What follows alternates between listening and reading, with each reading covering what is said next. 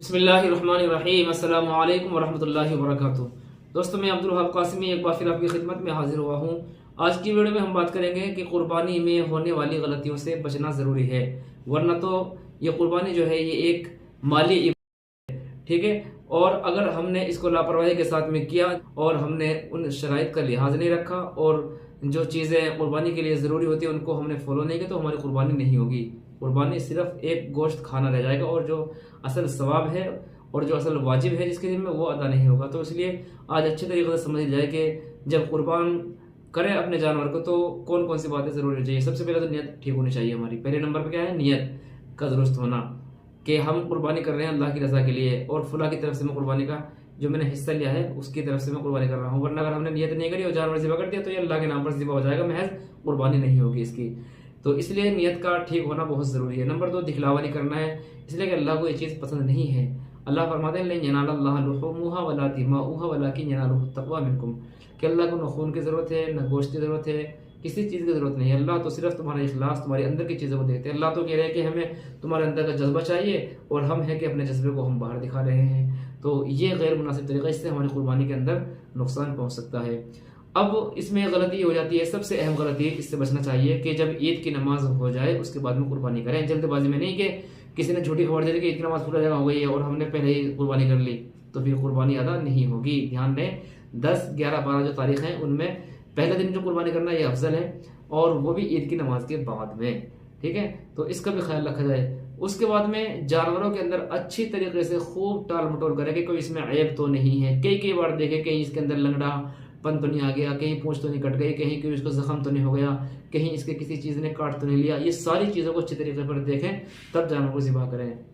N वक्त में भी चेक करें कि अगर इस तरह कोई ऐबदार जानवर ज़िबा कर लिया तो फिर कुर्बानी अदा नहीं होगी।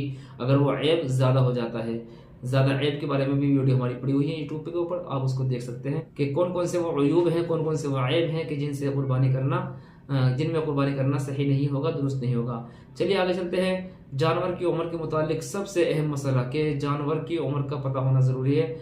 और बड़ा जानवर, सबसे बड़ा जानवर ऊँट, ऊँट की उम्र 5 साल का होना ज़रूरी है। ऊँट 5 साल तक का होना उसकी उम्र ज़रूरी है। ऊँट हो या ऊँटनी हो, बहरहाल 5 साल से एक दिन भी कम हो गया कुर्बानी करना उसके लिए ज़रूरी, कुर्बानी करना उसके लिए जायज़ नहीं होगा, उसकी कुर्बानी नहीं होगी। अब आता है दूसरे नंबर पर कटरा वगैरह, बड़ा जानवर, तो उसकी कुर्बानी के लिए जो उम्र शर्त है वो 2 साल का होना मुकम्मल ज़रूरी है। कि अगर 2 साल से पहले कुर्बान कर दिया, उसको एक दिन भी पहले अगर कुर्बान कर दिया तो वो कुर्बानी नहीं मानी जाएगी। इसी तरीके से छोटा जानवर बकरा है या बकरी है, उनका 1 साल तक होना ज़रूरी है। अगर 1 साल से एक दिन भी कम हो गए तो कुर्बानी वाजिब नहीं है। हाँ, भेड़ और दुम्बा अगर ये पावरफुल हैं, यानी बहुत तंदुरुस्त हैं, तरोताज़ा हैं, बहुत अच्छे तरीके से, मतलब इसने ज़्यादा फरबा हैं और वो 6 महीने के हैं और 6 महीने से ज़्यादा के हैं तो फिर इनकी कुर्बानी करना दुरुस्त हो जाता है। लेकिन ये दुम्बा के बारे में है, बकरी के बारे में नहीं है। जैसे बकरी के बारे में नहीं है, सिर्फ दुम्बा के बारे में कि वो 6 महीने की कुर्बानी हो सकती है। 6 महीने से ज़ायद होना चाहिए कि जो बिल्कुल ताज़ा हो और मोटा हो बेहतरीन तरीके से, तो उसकी कुर्बानी करना वाजिब, उसकी कुर्बानी करना जायज़ हो जाएगा। तो इन गलतियों का ख्याल रखा जाए, इन गलतियों से बचने की कोशिश की जाए। इसी तरीके से खाल को अच्छी तरीके से उसको जब ठंडा हो जाए जानवर की, जब उतारें, जल्दबाजी में उसकी खाल नहीं उतारनी चाहिए गरम गरम में।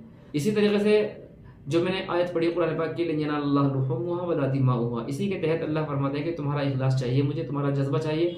आज हम हैं कि इसमें वीडियो बनाते हैं तो आखिरी गलती यह है कि इसमें वीडियो न बनाई जाए।